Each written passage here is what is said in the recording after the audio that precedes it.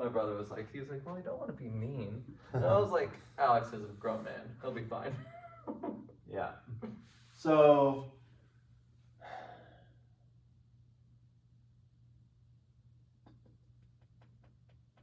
I'm going to call this C. Okay. Okay. And we're also, I think we want to be really clear here. I'm just changing notation on you, so we're gonna explain this change of notation. Okay. Mm-hmm. So here's what we just did. To illustrate that this is a different space than this, we're calling these axes y1 and y2. These We're calling these coordinate axes y1 and y2, and we're calling these coordinate axes x1 and x2. And that's just to illustrate that now we're in a different space because we've rotated it, we got the same vectors, but now our axes are like in different places, right? Yes. And we are calling this vector A. Yep.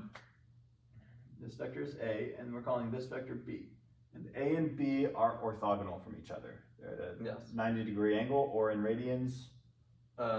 They're 2 pi or 2 pi over 4. 2 pi over 4. Yeah, sure. Yeah, pi over 2 radians from each other, yeah. Or pi over 4. If you... Pi over, yeah. Pi over, well, it's 2 pi over 4. 2 pi over 4, so pi over 2 radians from each other, yeah. So, so we know that in the first space, let's just call this space y, right? Space y. In the space of y, right, where we're using these as our coordinate axes, these are the vectors. And then in the space of x, in the space of x, we're trying to figure out where those vectors moved to. If we're interpreting everything in the space of x instead of the space of y. I see what you're asking for. Yeah.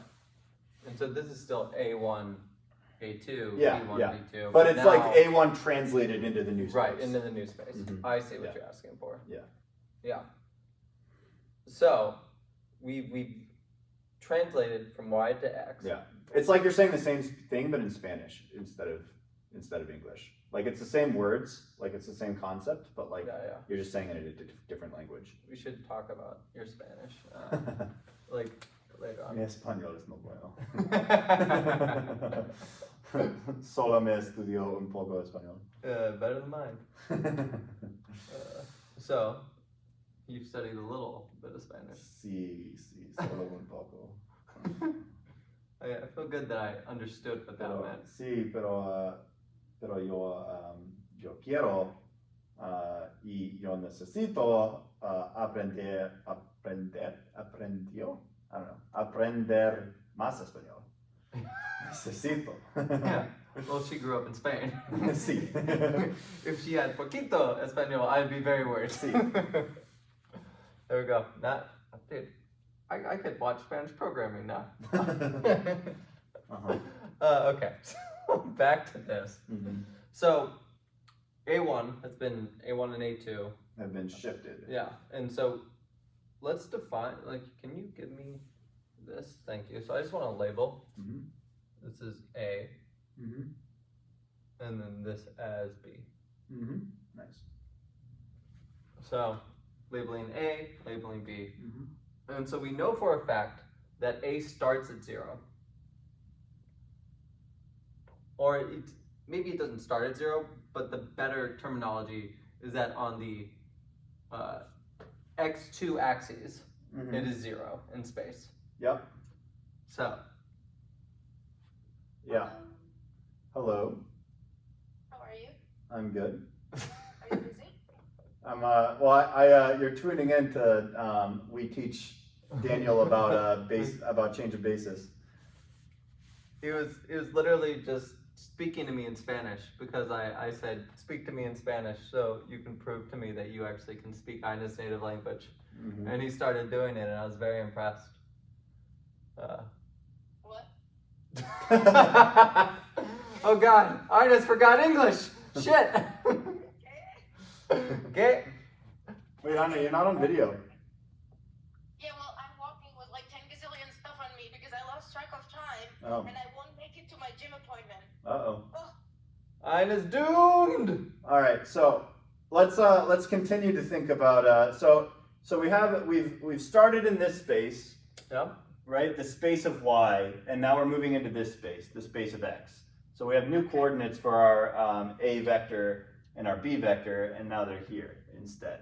So so Daniel, so a is still associated with two numbers. Like even though now a is a vector that's like on this axis, Yep. it's still associated with two numbers. Right.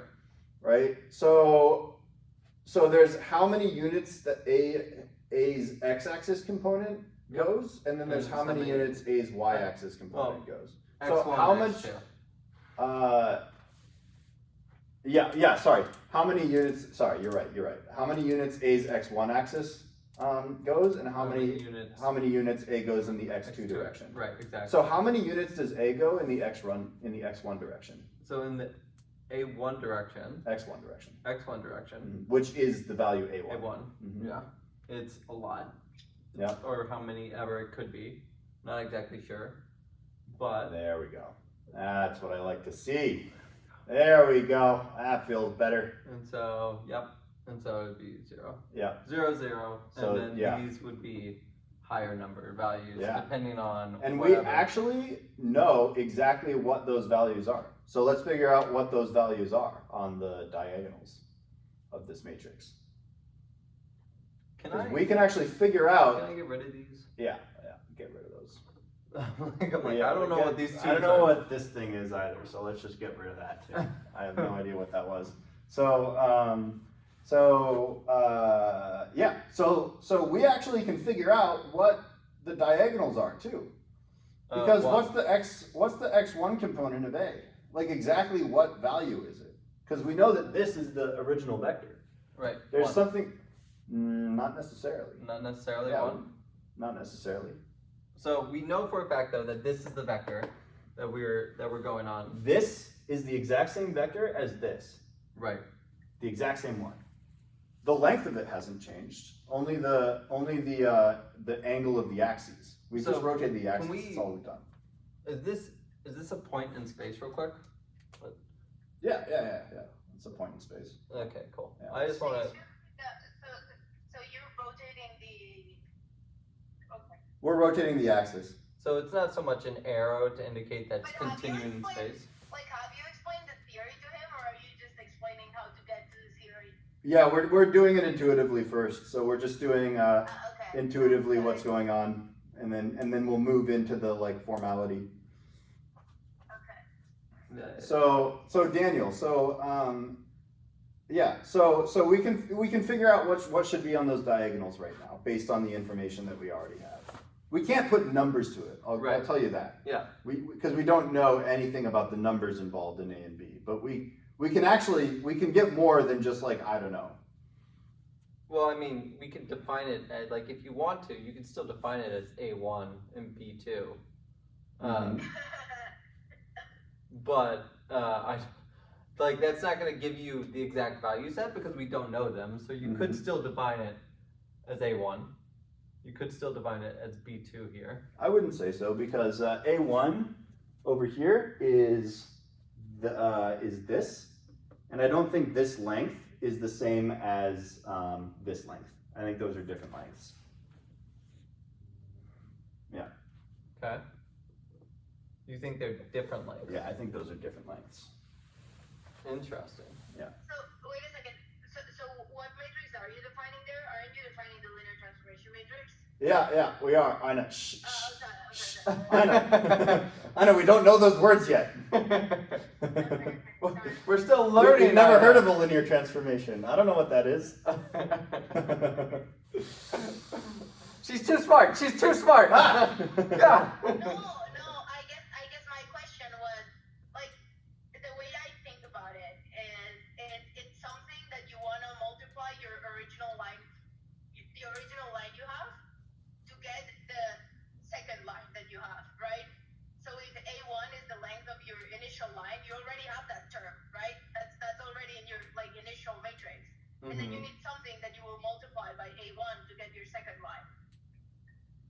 Yeah. Or just let's think about it like this, Daniel. How big is this? A. Well, not A is a vector, not a length. So what's this length? What? A squared? The length of this length? Well, A squared would also, I don't know how you A define squared, A B squared. squared, C squared. No. Just in general terms, what's the length called? Like you were talking about it earlier. It's the L2 norm. The L2 norm, exactly. That's what this length is, okay? Yeah. What's this length? The L2 norm. Yeah. So we've just discovered a pretty interesting fact, which is that this length is the L2 norm. So what does that mean for our matrix? That means that, well, you just said though that even though it's the L2 norm for both of them, right? You said that this length is not the same as this length, correct? This length is the same as this length. What the motherfucker you just said 10 seconds ago it wasn't though. Oh, well, sorry. I don't know if I said that, but this length is the same length as this length. I misspoke. Yeah. That's fair. Yeah. I'm still upset at you. Sorry. That's fine. bad. I still love you, so that's Yeah. all that matters. Yeah. You hear that, Ina? He's mine. Uh-huh. All right. What? So I don't think your girlfriend will be very happy about that. But she doesn't have to know. This is not about her. Okay. So let's continue down that train of thought. I think that's a great train of thought. Because remember, our goal right now is to figure out what values should be in that matrix. Right. So we know for a fact that this is the L2 norm. Mm-hmm. So let's just write out that norm real quick. Mm-hmm. Nice. Yeah. Great. So, and L2 then norm. this is times B. We're not thinking about dot products right now.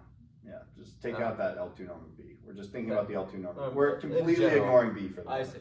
So we're not doing dot products. We're just thinking about the norm. We're just thinking about we're zoning in on A right now. Yeah. We're ignoring B. That's fair, my friend. That's very fair. Mm-hmm.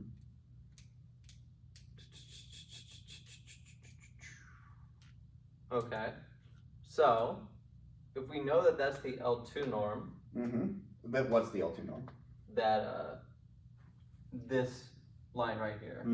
Yeah. Or well, is it the line or is it the actual point in space? The length of the line. The length of the line is the L2 norm. Yeah. I see. Okay. Then can we just define it as that in here? There you go.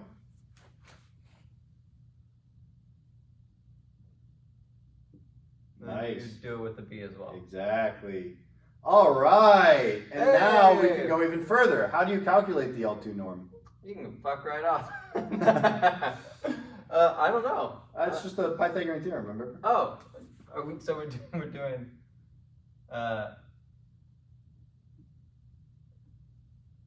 But isn't that also no? Because we're not doing the cosine. B. Nope. No. Yeah, you don't need to know the L2 norm equals. That's what we want. The L2 norm of A is equal to something. We can calculate the L2 norm of A through the components of A. Through the components of A. Yeah. So it would be this squared times this squared. Let's go back to our y space for a second here. Okay.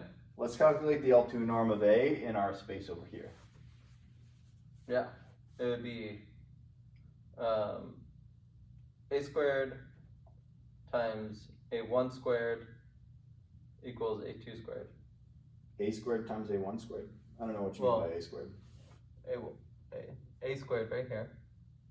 I think you're on the right track, but I don't know what A squared means. That's A is a vector, remember? The L2 norm squared. Why are you squaring the L2 norm? because we're I agree that you could do it like that, but I Right. want to see like how do you actually calculate an L2 So- norm based on the components of some vector.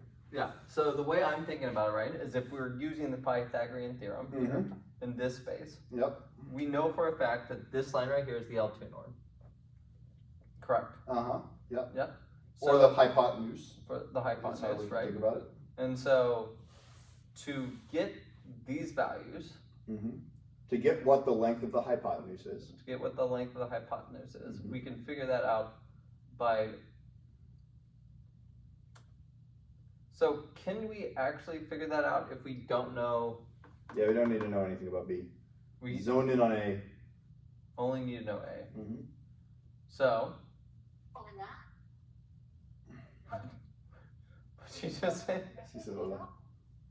Her roommate is It's Spanish. So think about A. Think about this as being a right triangle. Right. Well, so it's hard for me to think of it as being a right triangle when I'm not thinking about B, you know, Yeah, ignore B. because Think about the components of A. so A by itself is solely based off of our x2 and our x1. And so we know for a fact that No, don't think about this space. Think about it in this space. in right this now. space. Yeah. Okay. Let's calculate the L2 norm in the space of Y. Okay. So we know for a fact. Let me see how I can transfer this. So this is a right angle currently. We have our L2. Here's our right angle. I'll just give you this. Here's another right angle. Oh, That's another right angle. what are we defining A1 as? Is A1 not A1 Y1? is this length, and A2 is this length. A1 is the Y1 component of A, and A2 is the Y2 component of A. I see. So why would you not just define it on the Y1 axis in this scenario? Because is it not on still? Is A1 still not on Y1? A1 is on the axis of Y1, yeah. I see. Yeah. So is there a reason? I guess just for labeling, make it a little clearer. Yeah, I think it would just get a little confusing if we labeled it like AY1, right? Yeah. I see. And so we have a right axis here. So that we all we'd have to do then is find out A squared or A2 squared times A1 squared would equal A. Not quite, but you're really close. What's the Pythagorean theorem? Do you remember? So it's A squared times B squared equals C squared. Almost, but not quite. No? Yeah. Then what's the Pythagorean theorem? I always thought that was it. No. You're close. That ain't quite it, chief. Is it A squared plus B squared? There you go. Yeah. So let's change those values to be to figure out what the norm of A is. Let's use the notation that we had that I we've can't already believe I created. forgot the Pythagorean theorem. That's fine, man. It's all good. So let's use the notation that we've developed now. So instead of A squared, B squared, and C squared, right? Let's replace those with the actual values. All right, Anna. Talk to you later. Bye. Kisses. Mwah. So let's replace A squared, B squared, and C squared with their values with respect to the problem right now. Yep. So With what they would actually be here. So C squared would be our L2. Nice. 0. Well, it would actually be the squared L2 norm. And we're in the space of Y right now, by the way. Okay. Why would it be this? Ignore this space for now. Just only look over here and only look at this vector. So why is it? Yes. Yeah. Pythagorean. I see. Yeah. Okay. We're only in this space. We're only in that space. This 0 is Yep. non-existent. Okay. Well then, y2 would still be y2 is your axis. right, but a2 is on y2, Mm-hmm. so that would be 0. Why would it be 0? If we're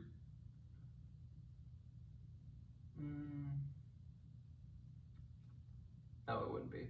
Mm-hmm. A1 is in A1, we know for a fact A1 is on the y1 axis. Mm-hmm. A1 is on the y1 axis and A2 is on the y2 axis. Insofar as if you go, two distances, right? If A1, you can think of A1 in terms of like numbers of y1 units, and you can think of A2 in terms of like numbers of y2 units. Like how many y2 units have I traveled? How many y1 units have I traveled? So this would be some form of negative on the A1.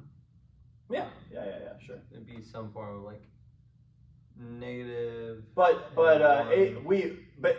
The negativeness is actually baked into A1. Like A1 is just a negative value itself. It wouldn't be negative A1. Like we could just look at it and be like, oh, A1 is actually a negative number. Right. Mm-hmm. So A1's a negative, and then A2 is a positive of some sort. No idea what either of those are. That's fine. We don't have to know it. We can just write it in terms of hey, they're just numbers. So A1 squared plus A2 squared equals. Nice. All right, we got it. So what did we just discover here? So we figured out that geometrically that we can figure out the L2 norm the squared L2 norm of our actual or of our value by having it be defined by the actual axes of, I shouldn't say the actual axes, but being defined by taking the Pythagorean Theorem and plugging A1 and A2 into it. Yeah. So I'm actually going to go a little step further, and we're going to draw out a picture that like shows this in action. Yeah. Sorry, I should have asked you before I. No, get rid of it. So let's just make this a little bit bigger. So here's That's the L2 here's the norm of here's the L2 norm of A, right? Yeah. Here's A1. And here is A2. A2. Now, let's do this. We know that A1 squared plus A2 squared is equal to the L2 norm squared. Yeah. So let's actually just build squares. That's what squaring something means. It literally means what's the area of that thing if you build a square out of it. So let's build squares out of them. So here's a square. This is A1 and this is A1, right? This is A1 units of distance. This is also A1 units of distance. This is a square. Okay. Here's another square.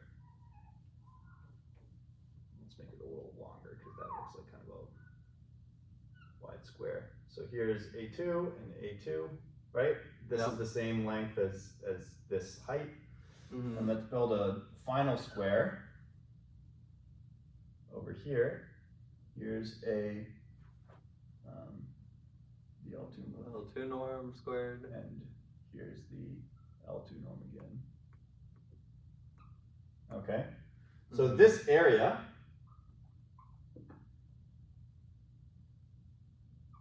is the L2 norm squared.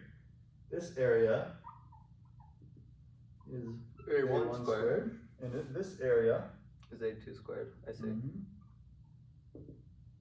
A2 squared. So if you took this area, boom, boom, boom, boom, boom, boom, boom, and if you took this area, boom, boom, boom, boom, boom, and you just had some way of reorganizing everything to smush them together, and you just collapsed them into the same thing and like made some blob and then reshaped that blob into a square, then the area of that new thing would be this. I see. So that's what the Pythagorean theorem is. It's you can literally think of it as you build a square out of each side of a triangle, and then you just add them together. And then you add this square with this square, and then you get the area of this square. Yeah, makes sense. And there's like literally like 120 different proofs of this. And some of them like you could probably figure out on your own. So like it's kind of a fun exercise to try to figure out like one of the 100+ proofs for why this is true. One of them I'll say like involves cutting these squares up into triangles and then reorganizing the triangles, right? Yeah. There's lots of visual proofs for it. But yeah, that's literally what we're doing when we're doing the Pythagorean theorem. And now we have this square number, right? And we want to get from, you know, the square of it, and we want to get back down to the L2. this. So if we know this value, then how do we get to this value from this? Like, how do we get from squaring something to like back to its original value? You take, we did this last time. So we have L2 squared, and then we literally do, god damn it, minus. Nope. No? Yeah, you're not subtracting anything. Times.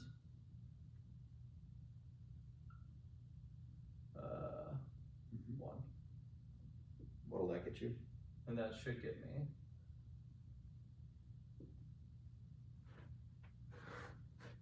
Either that or it's actually 0. I think it's 0. And what'll that get you? That should get me the L2 norm. I don't think so. No. Remember, let's think about logarithms here again. Yeah. Yeah. So when we So 0, it's going to be 1. Oh. There you go. There you go. Because remember with the logarithms, you subtract these Yep. if you multiply this, and then you get to 1 here because you're just subtracting these numbers. Remember? Yep. Did that whole exploration. So. Yep. Yeah. And then we can also call this if we wanted to. Right. Here's some just other notation for it. The square root of a of that. The square root of 2 squared is equal to this value, right? Yep. Yeah. So we have that, like, you know.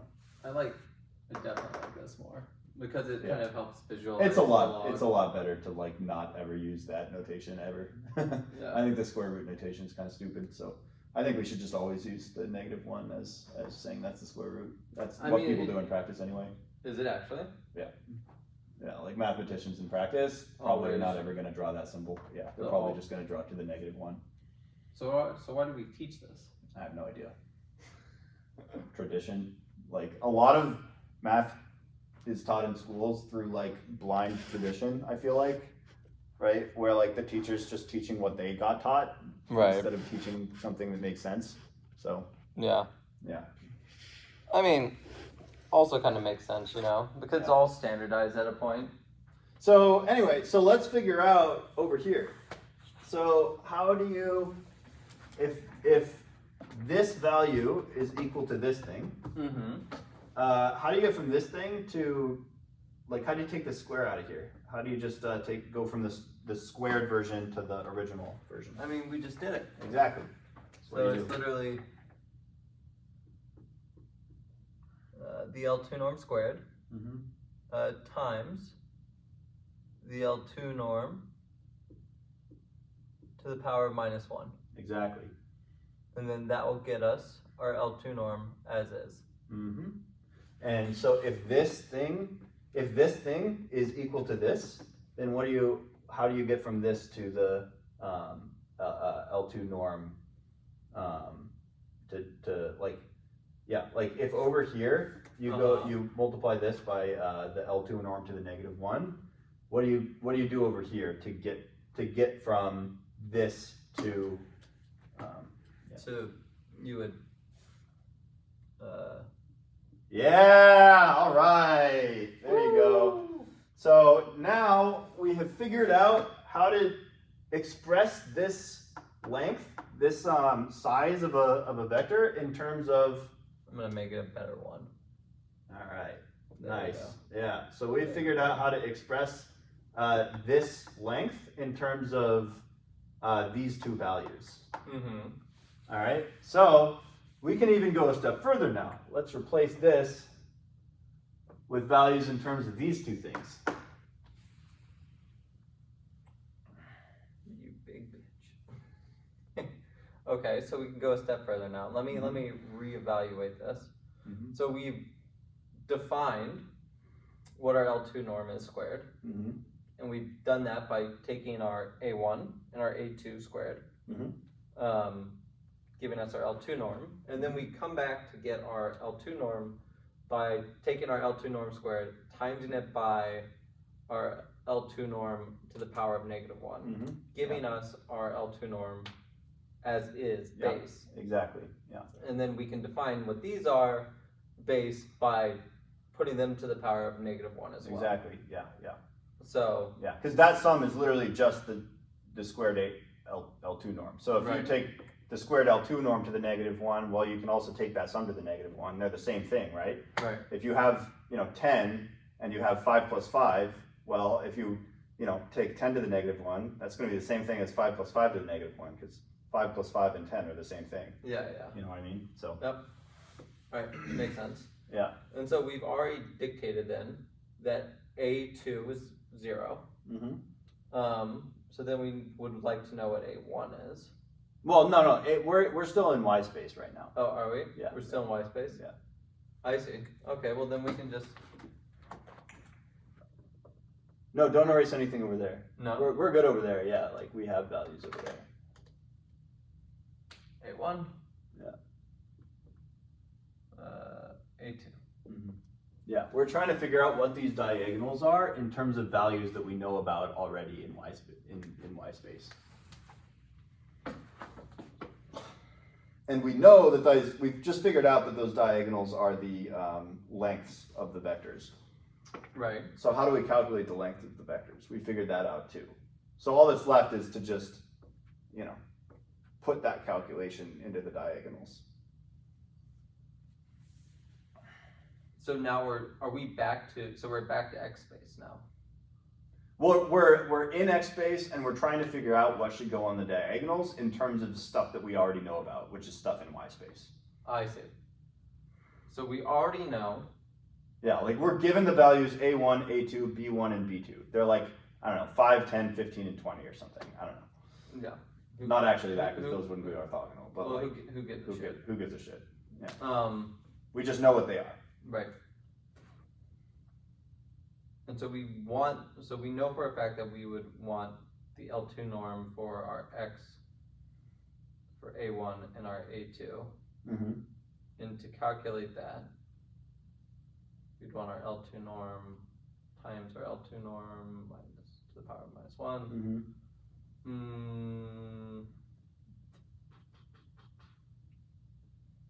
I'm not exactly sure what you're looking for within the space. So once we have, so let's back up for 1 second, because I'm not exactly sure how we're going to go from here to adding in another value there, because even though we have all this information, right? So we know for a fact, I'm just going to go over this one more time just for my sanity. Yeah. So we know for a fact that we have our L2 norm. So this is our L2 norm. Then we have our A2, A1. And to get what our actual our L2 norm is, A, we want to make sure that we... Well, the length of A. The length of A, right? We do the Pythagorean Theorem on A2 and A1, make those squared. Yeah, we do that whole situation over there. So A1 squared plus A2 squared equals the L2 norm squared. And so we have that information. We know that information. We then use our log information, or our log, our way of working with logs, to get back to the L2 norm. And so we have all this information. So where I'm drawing a blank right now is how we want to think about transferring this information to what was here before, which was our L2, or our L2 norm A. If this thing is equal, if this thing is equal to the, this shouldn't be Oh, squared. are you looking for this? Are you looking for? Yeah, that's all I was looking for. There you go. I see. And then There's something you're missing. No.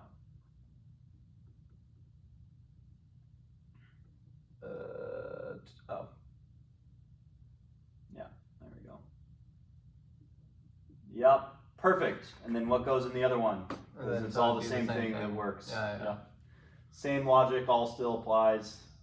B1 plus B2 squared to the power of -1. Fuck yeah! Oh. Nice! Okay. All right, so, fucking awesome. So what we figured out is if we know in the space, if we know in this space that these things are equal to this, like we can just rotate our axes, and now we can figure out a representation of our vectors in this space where this contains exactly the same information as here, right? It's literally the same information. They're the same vectors. It's just we're representing the information in a different way. We're just rotating our view. And by rotating our view, we've done this really cool thing, which is now suddenly we know that we've gained information. Like now the lengths of the vectors are like easily calculatable on the diagonals. So that's like a first way that this is useful to do, right? Like big picture, why would we do this in the first place? Well, suddenly we've transferred this from like a situation where the information is a little bit obtuse, like it's a little opaque what the information is here. And now we've moved it into a place where suddenly these vectors are the same information, but we literally have the magnitude of each of them here. Like the magnitude of each of these vectors is the way that we represent them. Yeah. Furthermore, we have, like imagine a giant value set for the zeros. Yeah, imagine a giant matrix. Like say instead of 2 vectors, we have like 30 vectors, right? And now we have a huge matrix, and we have like A, B, C, D, E, F, G, right? The norms of all of them, right? We have like a bunch of norms in the diagonal. I think that would be better, but it's not. I'm gonna move it back over here. Right? Like let's just say we did the same thing for like 30, like a shitload of vectors instead of just 2 vectors. Now we've turned like a kind of complicated matrix into just a matrix. This is what you were fucking talking about, like on the first day, or not the first day, but the second day with Rod, where it's like, oh, well, you just turn it into a line. You put all that data on a line, and then it's just figuring out how it interacts with that. Maybe I forget exactly what you're talking about. It's probably related, but the nice thing here is like, in practice, when you're like doing machine learning in the field, like you're working with matrices all the time, and you're working with, right? Like say now you have 1 million values, right? You have like 1 million vectors that you're working with all at once. Now think of how much fucking plugging your computer is gonna have to do if you have a matrix where there's 1 million columns and like there's numbers all over the place, versus how much computation your computer has to do if all it has to work with are like a bunch of values on the diagonals and then zeros everywhere else. Like if you're just fucking with values on the diagonals, it's really easy for your computer to do shit because it just dramatically reduces the number of computations that you have to do. Yeah, and furthermore, you can even store these matrices better because you can store it by saying, by just storing these values, right? Like you literally just store a list of the values, and then you tell the computer, hey, everything else is 0. So it's just these values, and then an if statement that says, if you're not in this area, it's 0. Yeah. So like you can, and this is called a sparse representation. So you can store this really, really computationally easily, if you think about it like this. Interesting. So what we just did is called a change of basis, and that pops up, that pops up all over the place. A lot of techniques in machine learning involve like, say you don't have, right? Like say that instead of So like here's, we're not gonna go into it, but I'll just tell you like a situation where this could be useful, right? Yeah. In machine learning. Like say you really want this property, right? Like say you need to do something computationally efficient, or say like you need to like, I don't know, you need to like, you know, do some complicated operation, or you need to store this, or like, there's a zillion reasons why you might want a sparse matrix, like why that has preferable properties. So say that instead of exactly this matrix, or instead exactly these vectors, you have vectors that look like, you know, like this, right? Where like, you know, they're like really close to orthogonal, but they're not quite orthogonal, right? Like they're not quite 90 degrees, but they're like pretty close. Well, like if you just like project this vector down here and you say that it's this, and you just project this here and you say that it's this, well, like you've lost some information, but like you haven't lost that much information, right? And you've made a lot of calculations. And you've made a lot of things significantly easier. Yeah. I see. So like there's plenty of techniques in machine learning that involve like, well, you just project it onto like the nearest orthogonal thing, and then like, you know, and then just like work like that, right? And just pretend that they're orthogonal, because that vectors being orthogonal makes a lot of things easier. And then you can just calculate like, okay, how much information have I lost? Well, like I've lost like kind of this much information plus this much information if I do that.